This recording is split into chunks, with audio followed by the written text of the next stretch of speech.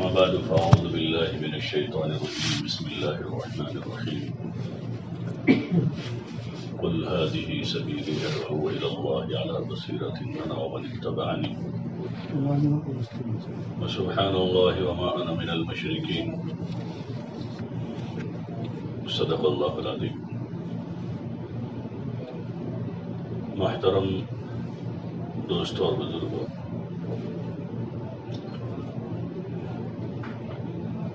اور پردہ نشین خواتین، اللہ جل جلالہ ومن والہ کا بے انتہا فضل ہے، اللہ ہی کا احسان ہے کہ اللہ تعالیٰ نے حج کی یہ سعادت نصیب فرمائی. یہ محض اللہ ہی کا فضل ہے. حج کی فرضیت کے لیے تو ویسے مالدار ہونا ضروری ہے، صاحب مال پر حج فرض ہوتا ہے، لیکن مال کے بعد بھی توفیق الہی جب تک شامل حل نہیں ہوتی وہاں تک آدمی حج نہیں کر پاتا ہے. اللہ ہی کی توفیق ہمارے ساتھ شامل حال ہوئی، اسی کا فضل ہوا کہ اس نے ہمیں یہاں پر پہنچایا ہے. اسلام کے جو 5 ارکان ہیں اس میں ایک رکن ہے حج. انبیاء علیہ السلام نے حج کیا، اور امام الانبیاء والمرسلین حضرت محمد رسول اللہ صلی اللہ علیہ وسلم نے بھی حج فرمایا.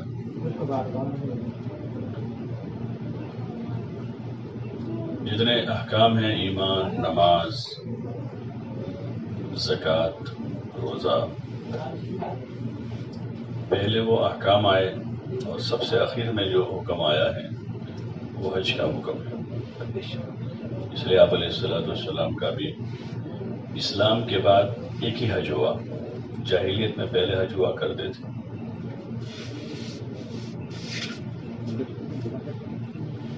اور وہ آپ کی زندگی کا آخری سال ہے. آپ کی حج سے واپسی ہوئی مدینہ منورہ ذی الحجہ میں، شاید 14 ذی الحجہ کو آپ واپس ہو گئے تھے یہاں سے، اور ذی الحجہ کے بعد محرم، سفر اور 12 ربیع الاول.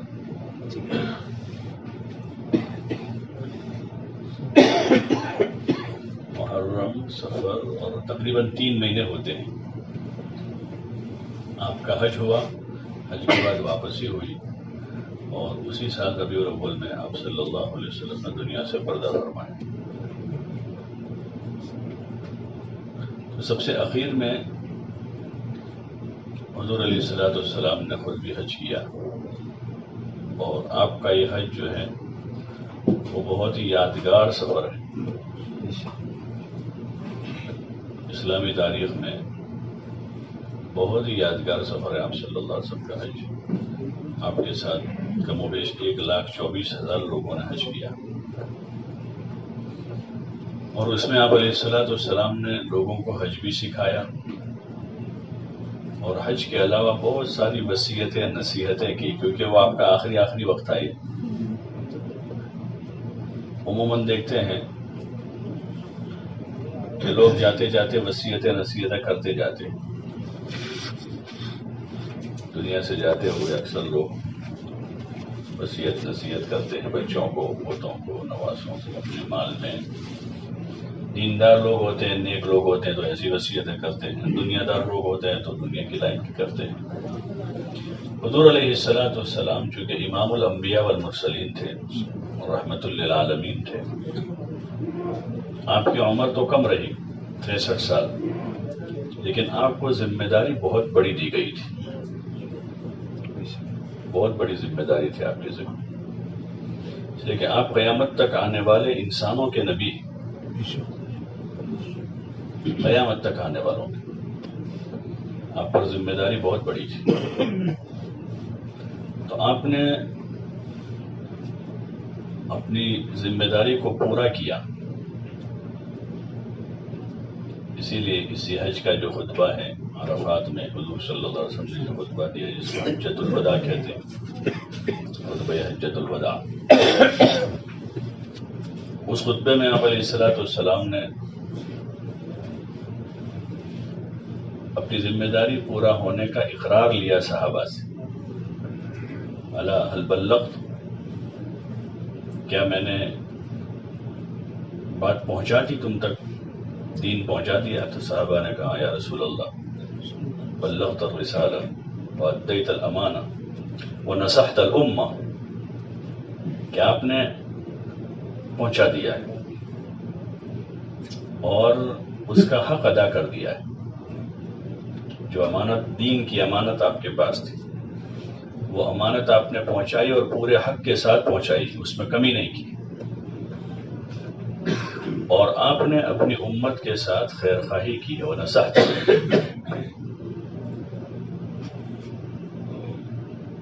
پھر حضور علیہ الصلوۃ والسلام نے اللہ کو گواہ بنایا اس بات پر، اللہم اشہد اللہم اشہد اللہم اشہد، کہ اللہ کو گواہ رہنا کہ میں نے کام پورا کر دیا، کیونکہ آپ کو ایک کام دے کر بھیجا گیا تھا، نبوت اور رسالت کی ذمہ داری تھی آپ پر، اور آپ کو اس ذمہ داری کا بہت بوجھ تھا۔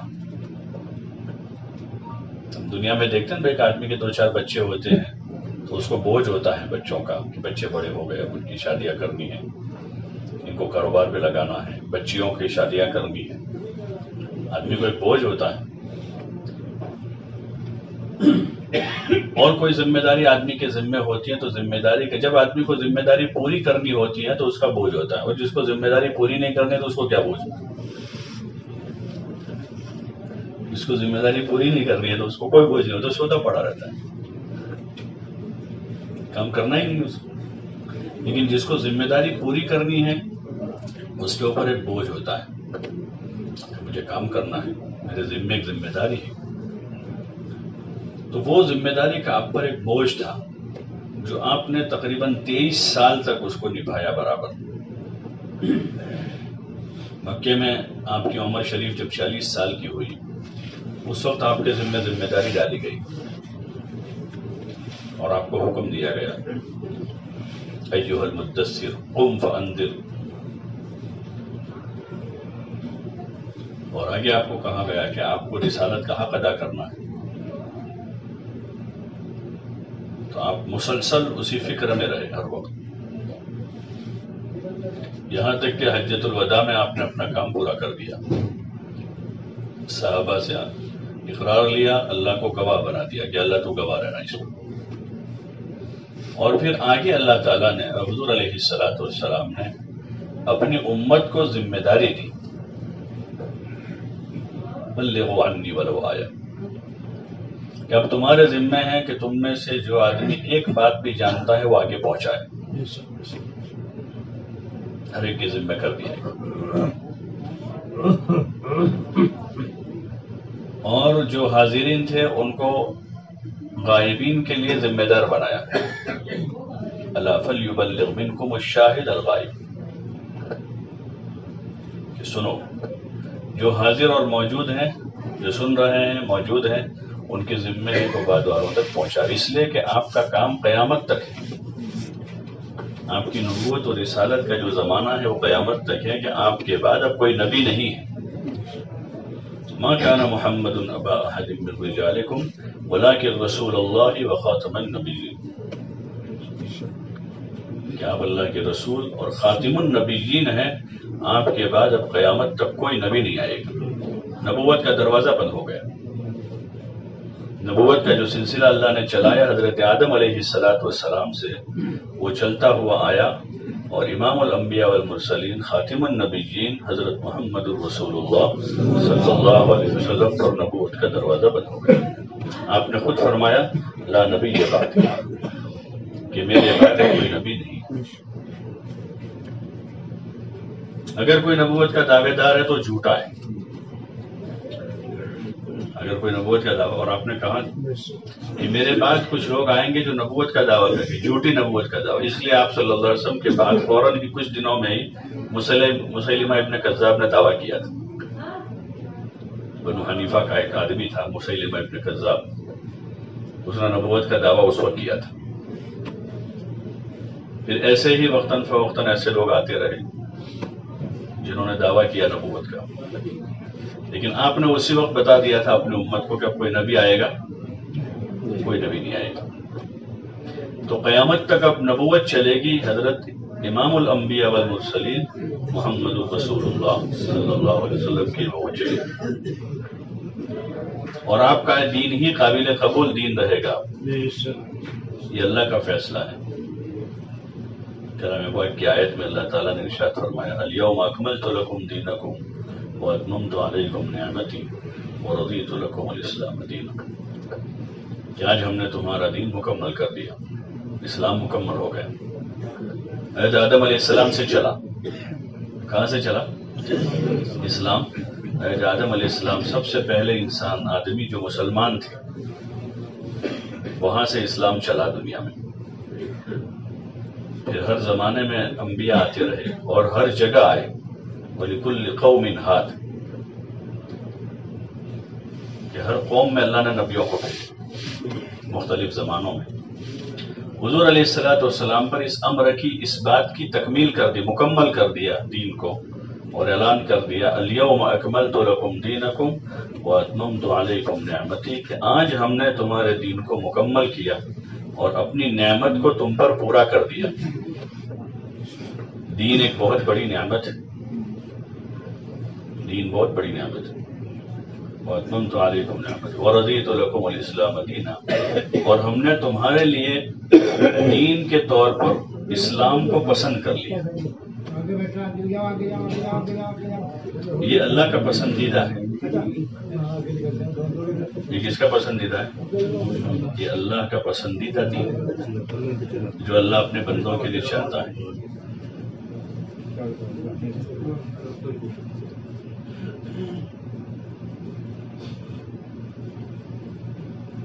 اب قیامت تک جو دین چلے گا وہ یہی ہے۔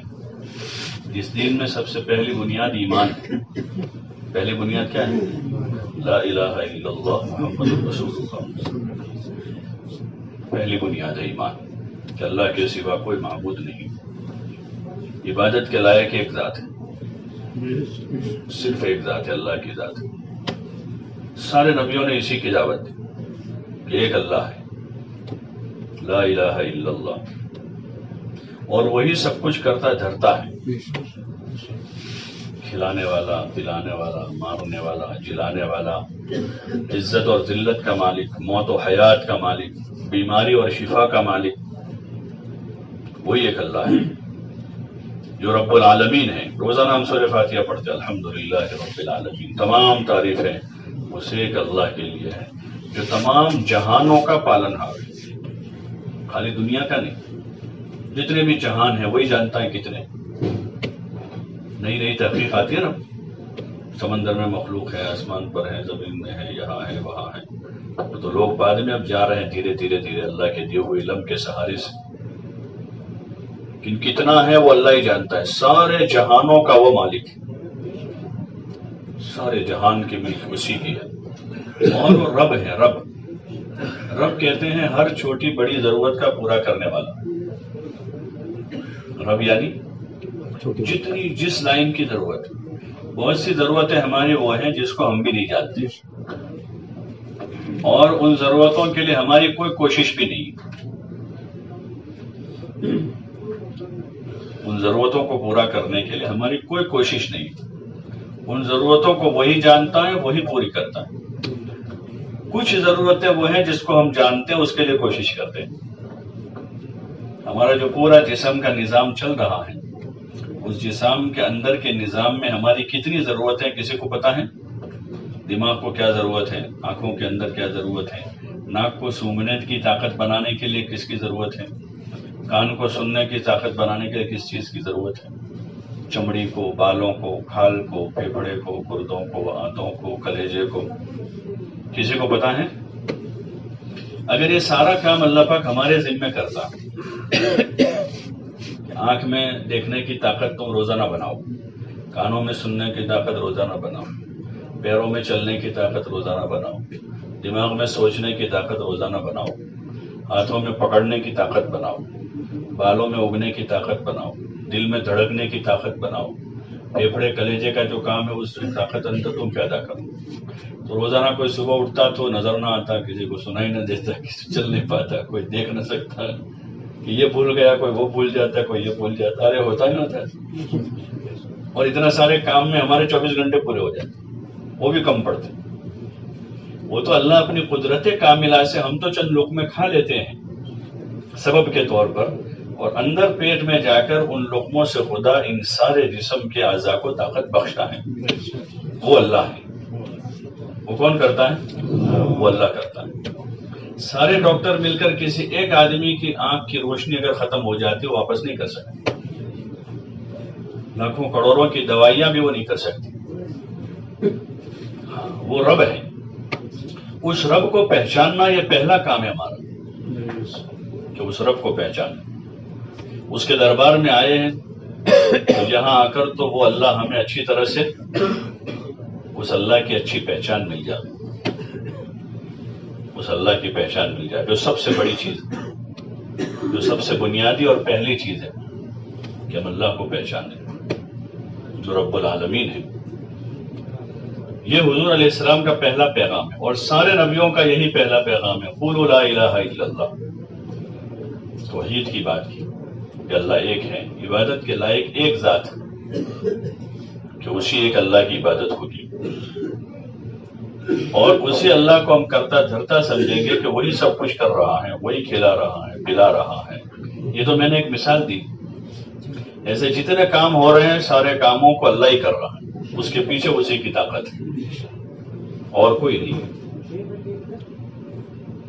سارے انبیاء علیہ السلام نے اپنی حاجتیں ضرورتیں اللہ سے پوری کروائی.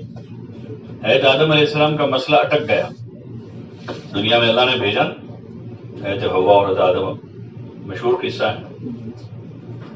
حضرت آدم علیہ السلام ہندوستان، پرانا ہندوستان سری لنکا میں تھے. حضرت حوا یہاں تھی. یہ عرفات جو ہے وہ ان کی جمع ہونے کی جگہ ہے. تاریخ میں لکھا ہے کہ جدہ میں تھی وہ، ان کو وہاں اتارا. اور آدم علیہ السلام کو کہاں اتارا؟ سری لنکا میں. دونوں کو الگ کر دیا. پھر انہوں نے توبہ کی.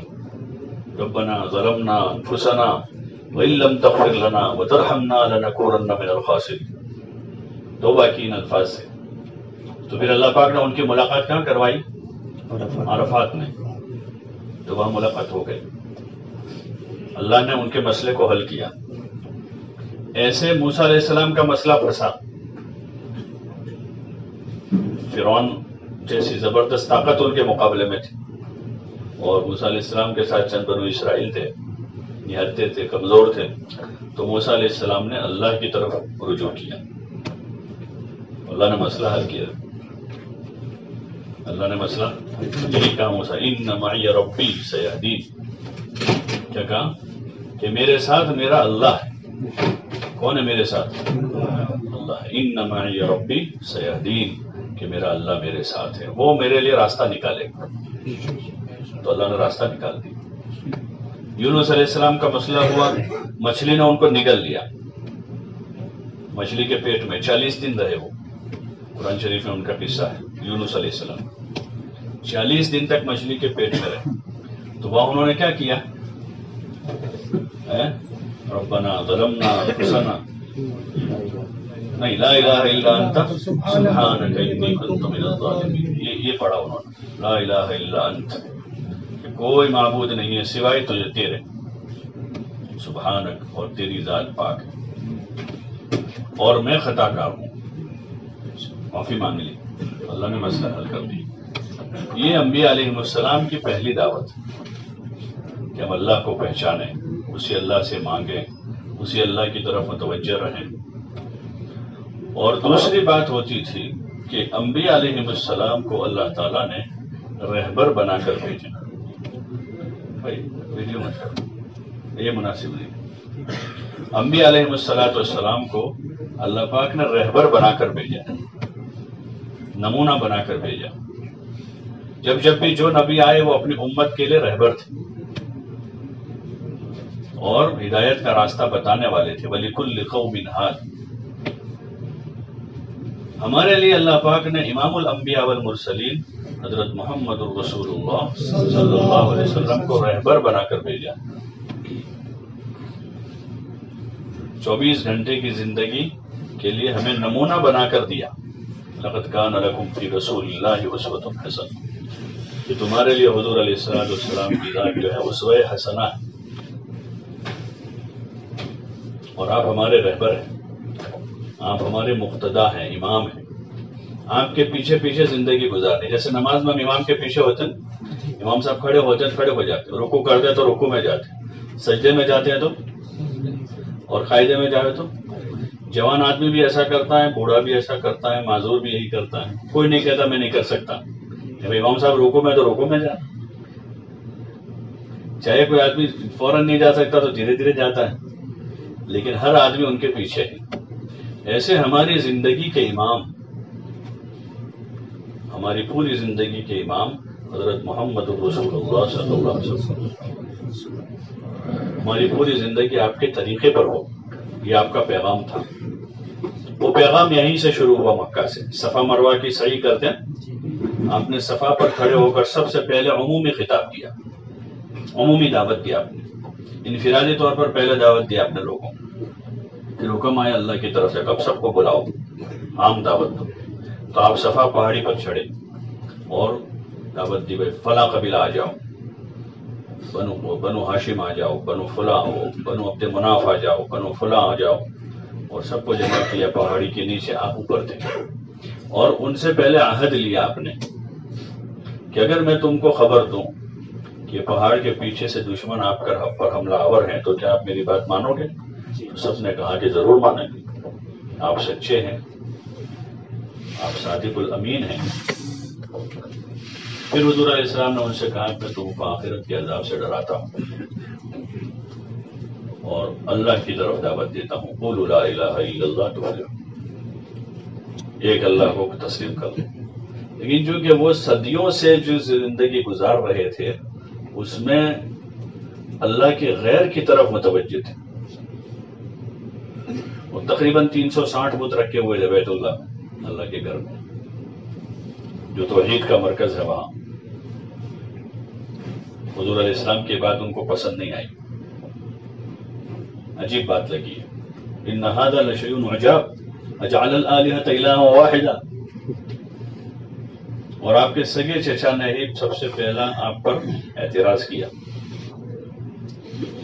اور کہا تبا لک یا محمد لہذا جماعتنا نعوذ باللہ، کہ تیرا ناس ہو، کیا ہم کو اس لیے جمع کیا تھا، ایسا سنانے کے لیے بلایا تھا؟ نعوذ باللہ. آپ کی بات کو ٹھکرا دیا، انکار کر دیا. اور اس دن سے آپ پر حالات شروع ہو گئے، اس لیے کہ آپ سچی بات کہہ رہے تھے. اور یہی دنیا کا دستور ہے، جو سچ بولے گا اس کو جھیلنا پڑے گا. سب سے بڑا سچ دنیا کا توحید ہے. سب سے بڑا سچ یہ ہے کہ اللہ ایک ہے اور وہی سب کچھ کرتا دھرتا ہے. زمین و آسمان کا مالک ہے، چاند سورج کا مالک ہے، ساری مخلوق کو اس نے پیدا کیا ہے. وہی ایک اللہ ہے اور خود اللہ کی دعوت یہ ہے اننی انا اللہ لا الہ الا انا، کہ میں ہی اللہ ہوں، میرے سوا دوسرا کوئی اللہ نہیں. یہ اللہ کہہ رہا ہے. اس اللہ نے پوری کائنات کو وجود دیا ہے. کچھ نہیں تھا، عدم تھا، کچھ نہیں تھا. جیسے ادھر پہ میدان تھا پہلے، بہت سے لوگ آتے بھائی ہم آئے تھے عزیزیہ میں 25 سال پہلے، یہاں کچھ بھی نہیں تھا اور ابھی تو دیکھو کتنی ساری بلڈنگیں بن گئی. ایسے کہتے ہیں لوگ، پرانے لوگ کہتے ہیں شہروں میں دیکھو یہ فلاں ایریا پورا ہم یہاں میدان تھا، کھیلتے تھے. اب وہاں کچھ نہیں تھا وہاں، لیکن زمین تو تھی. تو ایک زمانہ وہ تھا کہ نہ زمین تھی نہ آسمان تھا، کچھ بھی نہیں تھا. اللہ نے اپنی قدرت سے بنایا. الذی خلق 7 سماوات طباقا، جس نے 7 آسمان پیدا کیے وہ کون ہے؟ اللہ ہے.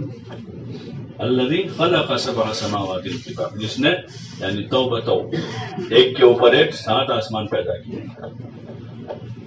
الذی خلق 7 سماوات طباقا ما ترى في خلق الرحمن من تفاوت فارجع البصر ثم ارجع البصر كرتين. کہ آپ کوئی فرق محسوس نہیں کرے گا، یہ اللہ کی بناوٹ ہے. کس کی بناوٹ ہے؟ یہاں ہوتا ہے میڈ ان، میڈ فلاں، میڈ یعنی فلاں جگہ کی ہے تو مضبوط آئٹم ہے. یہ جاپان نے بنایا ہے، یہ امریکہ نے بنایا ہے، کوریا نے بنایا ہے، جاپان نے بنایا ہے، تو اس کے اوپر اس کا لیول ہوتا ہے کہ اتنا مضبوط. یہ میڈ کس کا ہے؟ پورا عالم اللہ کا ہے، جس میں کوئی فرق نہیں ہے. اور پھر اللہ دعوت دے رہا کہ دیکھو، برابر دھیان سے دیکھو، غور سے دیکھو. ثم ارجع البصر، پھر دوبارہ دیکھو، کرتین، بار بار دیکھو کیسے اس نے آسمان کو اٹھایا ہے. نہ اس کا کوئی ستون ہے کوئی ستون؟ اتنی سی بلڈنگ میں کتنی دیواریں ہیں، تو اس کا کوئی ستون نہیں. کوئی بھی چیز ہو اس کو ادھر کرنے کے لیے یا تو اس کو اٹکایا جاتا ہے یا لٹکایا جاتا ہے. نیچے سے اس کو اٹکاتے ہیں ستون پر، دیواروں پر، یا اوپر سے اس کو لٹکاتے ہیں، اوپر سے پکڑتے ہیں اور لٹکا دیتے ہیں اس کو. تو یہ آسمان نہ اٹکایا ہے نہ لٹکایا ہے، تو پھر کیسے قائم ہے آسمان؟ کیسے قائم ہے وہ؟ اللہ کی قدرت سے قائم ہے. یہ ایک نشانی ہے بہت بڑی اللہ کی قدرت کی. آسمان بہت بڑی نشانی، زمین ایک بہت بڑی نشانی اللہ کی قدرت کی. آپ لوگوں نے بچپن میں سب نے پڑھا ہوگا سائنس کہ 3 حصے پانی ہیں اور 1 حصہ، یہی پڑھا تھا نا سب نے کہ 3 حصے پانی اور 1 حصہ زمین ہے. آپ کسی برتن میں پانی بھر دو اور پھر اس میں 3 حصے پانی چھوڑ کر 1 حصے میں مٹی ڈالو، وہ رہے گی مٹی؟ وہ مٹی رہے گی؟ گل مل جائے گی، اندر کیچڑ ہو جائے گی. لیکن یہ زمین اپنی جگہ قائم ہے. بلکہ بعض جزیرے جو ہیں سمندر کے بیچ میں، یہاں 10 کلومیٹر سمندر ہے، یہاں 5 کلومیٹر سمندر ہے، ادھر 2 کلومیٹر سمندر ہے، ادھر 4 کلومیٹر سمندر ہے، اور بیچ میں 1 کلومیٹر بائی 1 کلومیٹر کا جزیرہ ہے. ادھر انڈونیشیا میں ہے، ادھر مالدیپ کے جو جزیرے، ہزاروں جزیرے، پانی کے بیچ میں چھوٹے چھوٹے جزیرے ہیں. ان جزیروں کو کس نے اٹکایا ہے؟ وہ اللہ نے اٹکایا ہے. تو اس لیے یہ پہلی دعوت ہے انبیاء علیہ السلام کی. یہ انبیاء علیہ السلام کی دعوت ہے. انبیاء علیہ السلام نے کون ہے یہاں کا ساتھی یہی کہا ہے، وہ کیا ضرورت پڑی؟ ایسے کرتا اس کو راکھے چلا گیا بنگلہ دیشی. تو یہ پہلی دعوت ہے نبیوں کی جو یہیں سے چلی. یہ مرکز ہے ہدایت کا، بیت اللہ. ابھی ہم یہاں پر ہیں، بہت بڑی جگہ ہے، معمولی نہ سمجھے. یہاں سارے نبیوں نے طواف کیا. لوگ یہاں جاتے ہیں زیارتوں کے لیے جس کا کچھ پتا نہیں. جو سب سے بڑی زیارت گاہ وہ کیا ہے؟ بیت اللہ ہے، جہاں سارے نبیوں نے طواف کیا ہے. پہاڑوں پر گھومتے کہ یہاں کوئی چلا ہوگا، کوئی صحابی آئے ہوں گے. وہ بعض جگہ یعنی فکس ہے کہ ہیں ہی. جیسے غار ہرا ہے، حضور صلی اللہ علیہ وسلم وہاں ٹھہرے، آتے تھے، عبادت کرتے تھے. لیکن یہ تو ایسی جگہ ہیں جو یعنی کیا کہیں گے، جس پر اجماع ہے، منصوص جگہ ہے کہ وہاں سارے لوگوں نے طواف کیا ہے. صفا مروہ پر وہ حضرت ابراہیم علیہ السلام کے زمانے سے قائم، حضرت اسماعیل علیہ السلام کی. اور اس کے بعد جتنے نبیوں نے حج کیا ہوگا تو وہ حضور صلی اللہ علیہ وسلم نے صحیح کی، صحابہ نے کی، سارے اولیاء نے، سارے بزرگوں نے وہاں صحیح کی ہیں. اور بیت اللہ میں سب نے نمازیں پڑھی ہیں. انبیاء نے، سارے نبیوں نے، صحابہ نے، اور سارے ولیوں نے نماز پڑھی. وہاں سب سے زیادہ مبارک جگہ ہے کہ جس کو دیکھنا بھی ثواب ہے. آدمی نماز نہ پڑھے، خالی بیٹھا بیٹھا زیارت کرے تو ثواب ہے. تو کوشش یہ کرنی چاہیے کہ یہاں کی جو دن باقی ہے اس کو قیمتی بناوے، اور اس جگہ سے ہم سبق لے کر جاوے توحید کا، ایمان کا، اللہ کو پہچان کر جائیں. کیسی وہ ذات ہے جس نے اس جگہ کو آباد کیا. یہاں کچھ بھی نہیں تھا. جب ابراہیم علیہ السلام اپنی بیوی حضرت ہاجرہ اور اسماعیل علیہ السلام کو چھوڑ کر جا رہے تھے تو وہاں سے تھوڑا نکل کر جہاں سے بیت اللہ نظر آ رہا تھا اس جگہ جا کر ٹھہرے، اور جو دعا مانگی ابراہیم علیہ السلام نے، اس دعا میں اس کا تذکرہ ہے کہ یہاں کچھ نہیں تھا. ربنا انی اسکنت من ذریتی بواد غیر ذی زرع عند بیتک المحرم. ایسی جگہ میں ان کو چھوڑ رہا ہوں جو غیر ذی زرع ہے، یعنی بنجر زمین ہے. یہاں نہ دانا ہے نہ پانی. زمزم بھی نہیں تھا، زمزم بعد میں آیا. جب انہوں نے چھوڑا اس وقت زمزم نہیں تھا. تو ایسی جگہ تھی وہ، اللہ نے اس کو آباد کیا. اور اب دنیا بھر سے لوگ شوق سے اور ذوق سے آتے ہیں یہاں. پیدل بھی آتے ہیں، سواریوں میں بھی آتے ہیں، اور جہازوں میں بھی آتے ہیں، اور ٹرینوں میں بھی آ رہے ہیں آج کل. تو سیاروں میں بھی آ رہے ہیں، بسوں میں بھی آ رہے ہیں، اور عرب سے بھی آ رہے ہیں، عجم سے بھی آ رہے ہیں. یہ مرکز ہدایت. تو یہاں سے ہمیں ایک تو ہدایت لے کر جانا ہے. کیا لے کر جانا ہے؟ اہدنا الصراط المستقیم، جس کا ہم روزانہ سوال کرتے ہیں اللہ سے. ایک آدمی روزانہ اللہ سے دعا کرتا ہے کہ اللہ مجھے نیک سال ہے، چاند جیسا بیٹا دے دے. 15 سال کی عمر سے دعا کر رہا ہے، 60 سال کا ہو گیا، لیکن شادی نہیں کرتا. اس کو ملے گا بیٹا؟ بولو نا بھائی. ہمارا حال بھی ویسا ہی ہے. روزانہ نماز میں پڑھتے ہیں اہدنا الصراط المستقیم، اہدنا الصراط المستقیم، اہدنا الصراط المستقیم، لیکن شادی کرتے؟ بولو نا بھائی. ہدایت لینے کے لیے جو اسباب ہے وہ اختیار کرتے نہیں. ہدایت کے اسباب کیا ہیں؟ کہ آدمی ہدایت کے راستے کا مسافر تو بنے، اس کو ہدایت ملے گی. اور پھر آگے بڑھے. ہدایت کیا ہے؟ وہ زندگی جو نبیوں کی زندگی تھی، جو صدیقین اور صالحین اور شہداء کی زندگی تھی، وہ ہدایت والی زندگی تھی. اس راستے پر آدمی چلنا شروع کرے، ہدایت کے راستے پر، نبیوں کے راستے پر، صحابہ کے راستے پر، صدیقین اور شہداء کے راستے پر چلنا شروع کرے اور ہدایت حاصل کرنے کی مشق کرے، تو پھر اللہ اسے ہدایت دے. صراط الذین انعمت علیہم من النبیین والصدیقین والشہداء والصالحین. اور اس نے ان کے راستے پر نہ چلانا، غیر المغضوب علیہم ولا الضالین، کہ جن پر اللہ کا غضب نازل ہوا. اور غضب کے اسباب کیا تھے؟ کہ انہوں نے دین کو چھوڑ دیا تھا، اس لیے غضب مغضوب علیہم ہوئے. کہ غضب کے اسباب کیا تھے؟ افتؤمنون ببعض الکتاب وتکفرون ببعض. انہوں نے یہ کیا کہ پورے دین پر نہیں آئے، وہ پورے دین پر نہیں آئے، جتنا اچھا لگا لے لیا، باقی چھوڑ دیا. تو پھر وہ اسباب بنا ان کے ذلت کا اور ان کی دنیا میں خستہ حالی کا اور اللہ کے غضب نازل ہونے کا سبب ہوا. اور وللضالین، کہ وہ گمراہ ہو گئے اپنے راستے سے. انہوں نے توحید کا راستہ چھوڑ دیا، ایمان کا راستہ چھوڑ دیا، ایک اللہ کی عبادت کا راستہ چھوڑ دیا نصارہ نے. اور وہ عہد بھول گئے جو اللہ سے کیا تھا. وَمِنَ الَّذِينَ قَالُوا إِنَّا نَصَارَىٰ أَخَذْنَا مِيثَاقَهُمْ فَنَسُوا حَظًّا مِّمَّا ذُكِّرُوا بِهِ فَأَغْرَيْنَا بَيْنَهُمُ الْعَدَاوَةَ وَالْبَغْضَاءَ. جو عہد بھول گئے جو اللہ سے کیا تھا. کلمہ پڑھ کے ہم نے بھی کوئی عہد کیا ہے اللہ سے، اللہ سے عہد کیا ہے کہ ہم اللہ ہی کی عبادت کریں گے، اسی پر ایمان لائیں گے. اور محمد الرسول اللہ سے ہم نے عہد کیا ہے کہ ہم حضور والی مبارک زندگی اختیار کریں گے. یہ عہد کیا ہے ہم نے کہ آپ والی زندگی پر چلیں گے، آپ کے طریقے پر زندگی گزاریں گے. ہمارا کھانا پینا، اٹھنا بیٹھنا، سونا جاگنا، چلنا پھرنا، سب کچھ حضور علیہ السلام کے مبارک طریقے پر ہوگا. یہ عہد کیا ہے ہم، اور یہ بات یہیں سے چلی. اس وقت یہاں پہنچایا اللہ نے، حج کروایا ہے، بہت سی سعادتیں دی ہیں.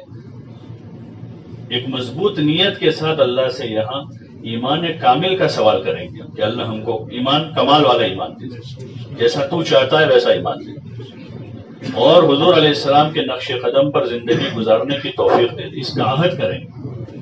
پہلے اگر بھولے ہیں دوبارہ دہرائیں گے، اپنے آپ کو بھی یاد دلائیں گے، دوبارہ یاد دلائیں گے، سہوارا یاد دلائیں گے کہ ہمیں حضور والے مبارک طریقے پر زندگی گزارنے کا عہد کرنا ہے. خالی سفر سے پورا نہیں کر دینا، بلکہ یہ عہد کر کے یہاں سے عہد لے کر جانا ہے کہ اب زندگی جو ہے اللہ کی عبادت و اطاعت کے ساتھ اور حضرت نبی کریم صلی اللہ علیہ وسلم کے طریقے کی اتباع کے ساتھ زندگی گزاریں. حضور علیہ السلام نے ہجرت کی یہاں سے مدینہ تو اسی فکر کے لیے کی تھی. مکہ تو آپ کا وطن تھا اور مکہ کے لوگ آپ کو صادق الامین کہتے تھے. اگر ان کے ساتھ ان کے جیسے بن کر رہتے تو کوئی تکلیف نہیں تھی، کوئی تکلیف نہیں تھی. بلکہ آپ اپنی عبادت کرتے تھے، وہاں تک بھی کوئی تکلیف نہیں تھی. آپ اپنی عبادت اطاعت کرتے تھے، لوگوں کی خدمت کرتے تھے. یہ دو کام پہلے تھے آپ کے، اللہ کی عبادت کرتے تھے اور لوگوں کی خدمت کرتے تھے، غریبوں کی، یتیموں کی، مسکینوں کی، محتاجوں کی، بیواؤں کی، مقروضوں کی. جب آپ نے لوگوں کو اللہ کی طرف بلانا شروع کیا تو ایک دم سے لوگ دشمن بن گئے. پھر بھی آپ 13 سال رہے ان کے درمیان، سمجھاتے رہے، لوگ آپ کو تکلیف پہنچاتے رہے، ایذا پہنچاتے رہے، آپ ان کو سمجھاتے رہے، کہتے رہے، بات کرتے رہے، اللہ کے حکم سناتے رہے، لیکن لوگوں نے قبول نہیں کیا. بہت تھوڑے لوگ تھے، باقی عمومی ماحول نہیں بنا. پھر آپ کو ہجرت کا حکم ہوا تو آپ مدینہ منورہ ہجرت کر کے گئے یہاں سے، اللہ کے لیے وطن چھوڑ دیا اور پھر ہمیشہ کے لیے چھوڑ دیا۔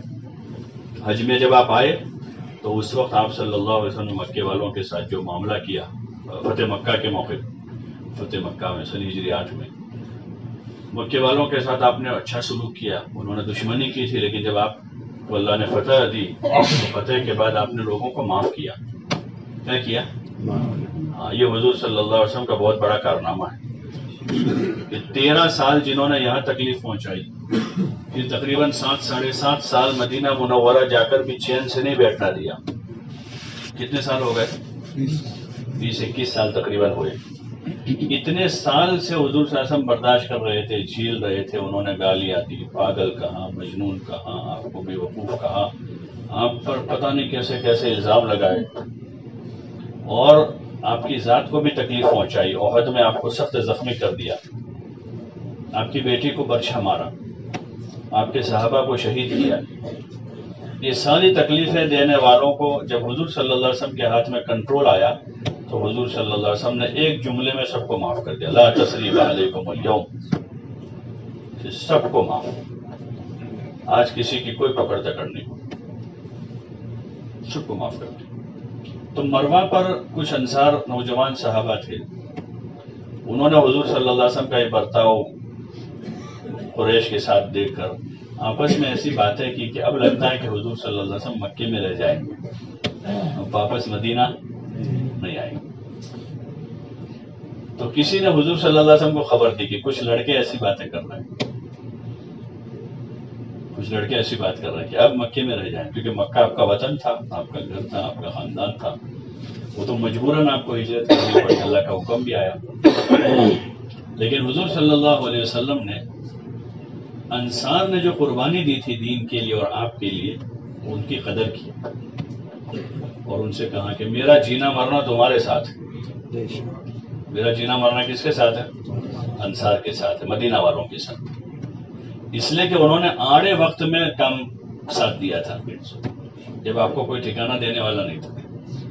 یہ جو جمرات سے نکلتے ہیں نا، اپنے جمرات چھوٹا، درمیانی اور پھر بڑا والا، تو جو جمر عقبہ سے باہر نکلتے ہیں تو داہنے ہاتھ پر ایک 4 دیواری بنی ہوئی ہے بغیر چھت کی، داہنے ہاتھ پر دور سے بھی نظر آتی، پرانی عمارت ہے، وہ چھت نہیں اس کو مسجد عقبہ کہتے ہیں، جہاں انصار کی بیعت لی تھی حضور صلی اللہ علیہ وسلم، وہ جگہ ہے۔ وہ پہلے وہ 2 پہاڑوں کے بیچ میں تھی، جب یہ نئے جمرات بنے تو وہ پہاڑ انہوں نے وہاں سے ہٹایا تو وہ جگہ باہر آ گیا، دور سے نظر آتی۔ اس جگہ پر انہوں نے بیعت کی تھی، انصار نے آپ کے ہاتھ پر بیعت کی تھی۔ آپ صلی اللہ علیہ وسلم اس زمانے میں مینا میں جو لوگ آتے تھے ان کے پاس جا کر نصرت کا اور ٹھکانہ دینے کا مطالبہ کرتے تھے لوگوں سے، اپنی ذمہ داری پوری کرنے کے خاطر۔ دیکھو آپ کو کتنی فکر ہے اپنی ذمہ داری پورا کرنے۔ آپ کہہ رہے من یؤوینی من ینصرنی حتی ابلغ رسالۃ ربی ولو الجنہ، کون مجھے ٹھکانہ دے گا؟ کیونکہ مکے میں تو لوگ پریشان کر رہے تھے آپ۔ پھر طائف گئے آپ، طائف میں بھی وہی بات ہوئی، آپ مینا میں پھر لوگوں سے تو انصار وہ ہیں جنہوں نے حضور صلی اللہ علیہ وسلم کے آڑے وقت میں ساتھ دیا، جب آپ کا کوئی ساتھ نہیں دے رہا تھا۔ بلکہ جب انہوں نے لے جانے کا وعدہ کیا تو حضرت عباس رضی اللہ عنہ وہاں تھے مینا میں، انہوں نے انصار سے کہا دیکھو سوچ سمجھ کے ان کے ساتھ تم معاملہ کرو، ان کو تم مدینہ لے جاؤ گے تو پورا عرب تمہارا دشمن ہو جائے گا اور سب مل کر تم سے جنگ کریں گے، ہمت ہے تمہارے اندر؟ تو انہوں نے پوچھا حضور صلی اللہ علیہ وسلم، یا رسول اللہ کیا یہ ٹھیک کہہ رہے ہیں؟ بولے ہاں وہ صحیح کہہ رہے ہیں، وہ صحیح کہہ رہے ہیں، ایسا ہوگا، لیکن اس کے بدلے میں تم کو جنت ملے گی۔ کیا ملے گا؟ جنت۔ بس بات ختم ہو، اس کے بدلے میں کیا ملے گا؟ نہیں، بات ختم ہو۔ تو وہ وعدہ کیا وہاں پر، پھر وہ گئے اور دوسرے سال پھر اور لوگ آئے اور انہوں نے ماحول تیار کیا، مصعب ابن عمیر یہاں سے گئے، 1 سال وہ رہے اور پھر حضور صلی اللہ علیہ وسلم کو لے گئے اور آپ کا استقبال کیا۔ آپ صلی اللہ علیہ وسلم کا پھر پورا ساتھ دیا انہوں نے۔ تو پھر اللہ پاک نے مدینہ کو مرکز ہدایت بنا دیا اور مدینہ والوں کو انصار بنا دیا، دین کے مددگار۔ ہاں ایک موقع پر آپ نے فرمایا کہ انصار جو ہے میرا اندر کا کپڑا ہے، میرے اندر کے کپڑے کے مان کے وہ قریب ہوتا ہے نا اندر کا کپڑا. اور ایک سفر سے واپسی پر حضور صلی اللہ علیہ وسلم فرمایا لو سلک الناس شعبا ووادیا وسلکت الانصار شعبا ووادیا لسلکت شعب الانصار ووادی الانصار. کہ اگر کچھ لوگ ایک راستے پر جا رہے ہوں اور مدینہ کے لوگ انصار دوسرے راستے سے جا رہے ہوں تو میں وہ راستہ لوں گا جس راستے پر مدینہ والے ان کی فضیلت بیان کی کہ انہوں نے نصرت کی دین کی. دعا دی اللہ نے اللہم اغفر للانصار، یا اللہ انصار کی مغفرت فرما، ولی ازواج الانصار ان کی بیویوں کی بھی مغفرت، ولی اولاد الانصار ان کے اولاد کی بھی مغفرت، ولی جیران الانصار ان کے پڑوسیوں کی بھی مغفرت، ولی عبید الانصار ان کے غلاموں میں بھی مغفرت. یہ بہت بڑا شرف ہے. اس وقت ہم یہ شرف لے سکتے ہیں کہ ہم بھی انصار بن جائیں. کیا بن جائیں؟ ان کے جیسے تو نہیں بن سکیں گے کیونکہ وہ تو صحابہ بنے، نصرت کے ساتھ ساتھ ان کو صحابیت کا شرف ملا، حضور صلی اللہ علیہ وسلم کی براہ راست خدمت اور نصرت کا ان کو موقع ملا. لیکن حضور صلی اللہ علیہ وسلم والا دین ابھی بھی باقی ہے اور قیامت تک رہے گا. تو ہم آپ کے دین کی مدد کی نیت کر لیں. ایک تو اللہ کی عبادت اطاعت کی نیت کریں گے کہ جب تک زندہ رہیں گے کس کی عبادت کریں گے؟ ایک اللہ کی عبادت. اور جب تک زندہ رہیں گے حضور صلی اللہ علیہ وسلم والے دین کی نصرت کریں گے. ہم نیت کر دیں انشاءاللہ. اس نیت سے زندگی میں دنیا میں زندگی گزاریں گے کہ ہم حضور کے دین کے مددگار ہیں. اور یہ اللہ نے ہم کو کہا یا ایھا الذین آمنوا کونوا انصار اللہ، وہ ایمان والو اللہ کے دین کے مددگار بن جاؤ. یہ کس کا حکم ہے؟ اللہ کا حکم ہے. یا ایھا الذین آمنوا کونوا انصار اللہ، وہ ایمان والو اللہ کے دین کے مددگار بن جاؤ. تو ہم دین کے مددگار ہیں، جہاں بھی رہیں گے دین کی مدد کریں گے. ہاں کہ دین دنیا میں کیسے زندہ؟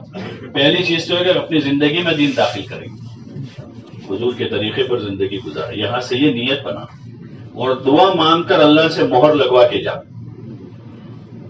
دعا مانگ کر اللہ سے قبول کروا کے جائیں گے کہ یا اللہ تو ہمیں قبول کر لی، ہماری مدد کر دے. یہاں سے قبول کروا کے جائیں. قبولیت کی جگہ ہے. ابھی حج کیا ہے تازہ تازہ، گناہوں سے معافی تافی ہوئی ہے، معافی تافی ہوئی ہے، اللہ نے معاف کیا. تو آگے کی زندگی میں اچھی نیتیں کر لیں.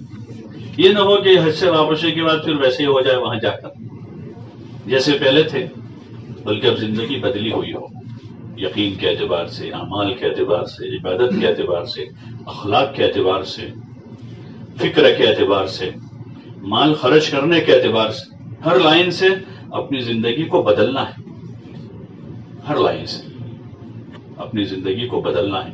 آگے آپ لوگ مدینہ منورہ جائیں گے، حضور کے دیار میں، جہاں کی تاریخ میں نے آپ کو سنائی مختصر کہ مدینہ والوں نے کیا کیا ہے. اس کا نام مدینہ ہے. مدینہ کس کا نام ہے؟ کہ جن لوگوں نے دین کی مدد کی، حضور صلی اللہ علیہ وسلم کا ساتھ دیا، حضور علیہ السلام کا استقبال کیا، اور وہاں قرآن کا ایک بڑا حصہ نازل ہوا. اکثر احکام اسلام وہاں نازل ہوئے، اکثر احکام وہاں نازل ہوئے. ایسی جگہ جا رہے ہیں تو وہاں بھی ان جذبات کے ساتھ جاؤ، ان فکروں کے ساتھ جاؤ. کھانے پینے کی فکر نہ ہو، بلڈنگ کے انتظام اور سہولت کی فکر نہ ہو.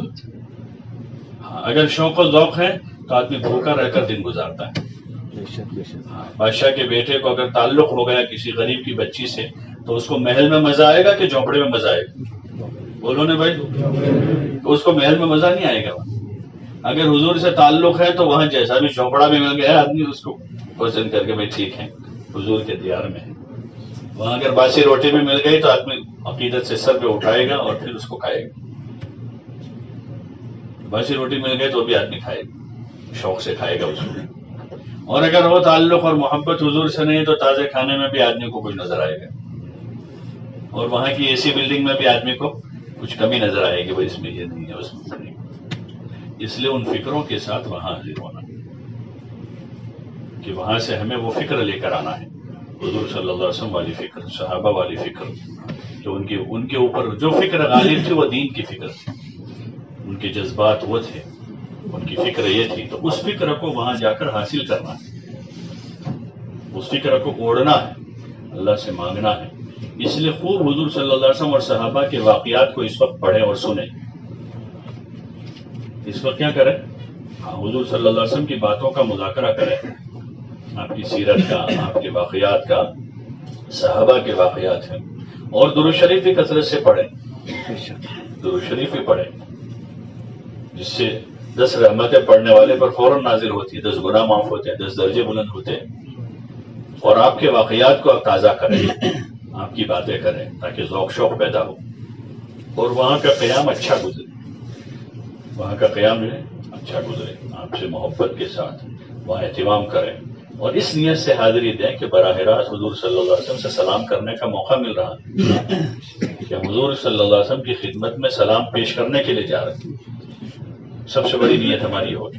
پھر مسجد کی بھی نیت کر لیں ساتھ، کہ مسجد نبوی ہے جس کی نماز کی فضیلت بھی ہے، حضور صاحب نے مسجد کی زیارت کے لیے بھی اجازت دی ہے، تو مسجد کی بھی نیت کر لیں، اور براہ راست سلام کرنے کا موقع ہے تو براہ راست جواب بھی ملے گا۔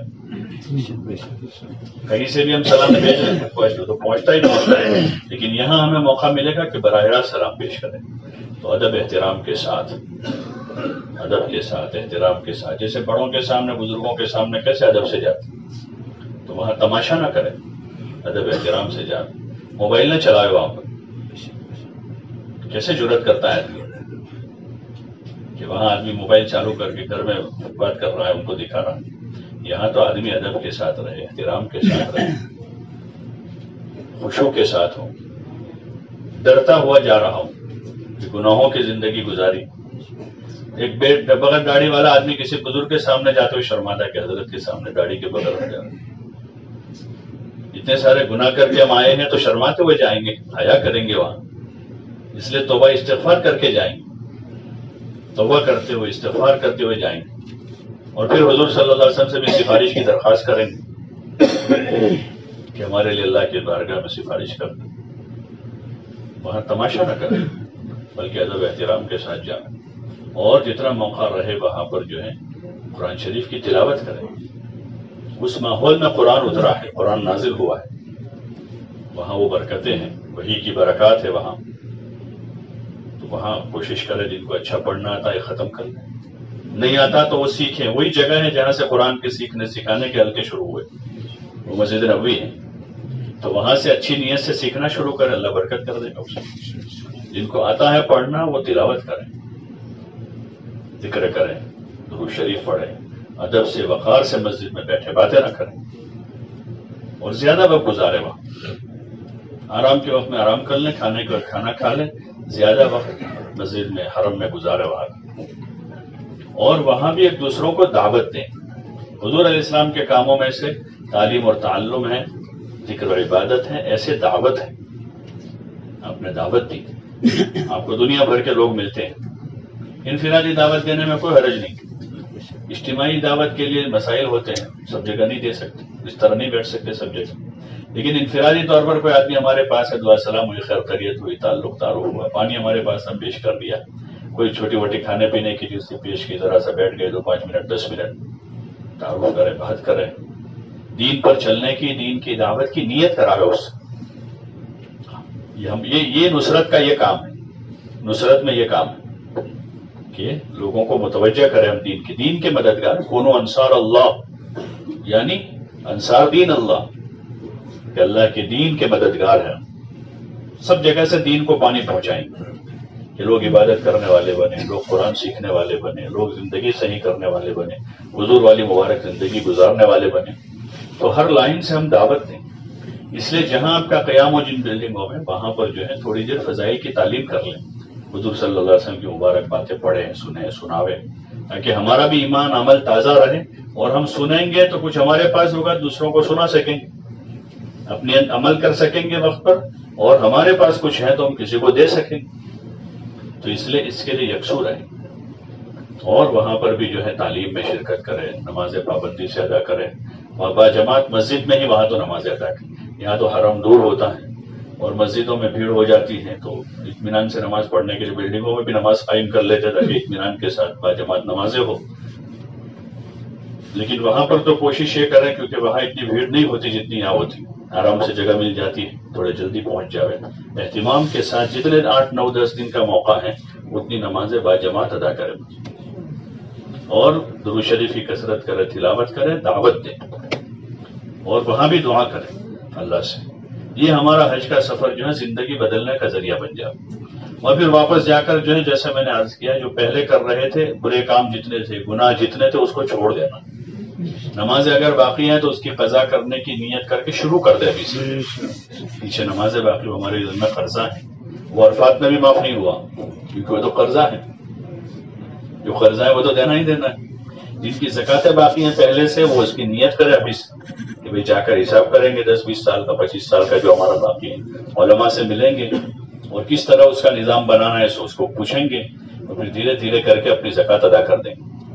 ایسے حقوق واجبہ ہیں، بیوی بچوں کے حق میں کمی ہوئی، والدین کا حق ہے، بھائی بہنوں کا ہے، یا میراث کا کوئی ہمارے ذمہ نکلتا بھائیوں کا، بہنوں کا، رشتہ داروں کا ہے، تو اس کی یہاں سے نیت کر کے اپنے حج کی نیت کی. جو میاں بیوی آئے 8-10 لاکھ روپے خرچہ کیا، ارے کیا نہیں کیا؟ تو اتنا خرچہ اللہ نے کروایا، تو اس طرح کا کوئی حق اگر ہمارے ذمہ ہے تو نیت کریں کہ ہم جا کر ادا کر دیں گے. کسی سے کہنے سننے میں کچھ 19-20 ہوئی ہے تو جا کر معافی مانگ لیں. چھوٹے باپ کے بن جائے. کیسے بن جائیں؟ ارے بولو نا بھائی، چھوٹے باپ کے بننے میں زیادہ فائدہ ہے. چھوٹے باپ کے بن جائے تو یہ ناک جو ہے نا، ناک ایک مرتبہ کٹوا دیں. ناک کو ایک بار بولو نا بھائی، ورنہ وہ زندگی میں پریشان کرتی. ارے کرتی نہیں کرتی. تو چھوٹے باپ کے بن جائے تو انشاءاللہ زندگی آسان ہو جائے گی. واپس جا کر جو ہے بیوی بچوں کے ساتھ، بھائی بہنوں کے ساتھ، والدین کے ساتھ، رشتہ داروں کے ساتھ، پڑوسیوں کے ساتھ، بستی والوں کے ساتھ جو ہے ہمارا معاملہ. آپ حاجی بن کے جا رہے ہیں تو خالی نام میں لکھنے کے حاجی نہیں ہوں گے. کیسے؟ پہلے بغیر حاجی کے نام لکھتے تھے، حاجی کے ساتھ تھے. حاجی یعنی جیسا اللہ کا بندہ اور حضور کا نمائندہ. اللہ کا بندہ اور حضور صلی اللہ علیہ وسلم کا نمائندہ کریں گے انشاءاللہ.